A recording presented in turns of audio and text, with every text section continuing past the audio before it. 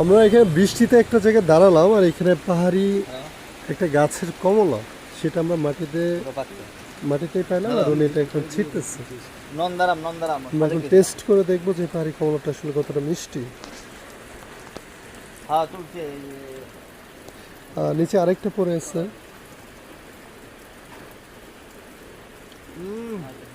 মিষ্টি কেমন?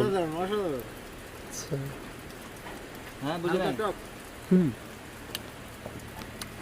একদম আসল টেস্ট।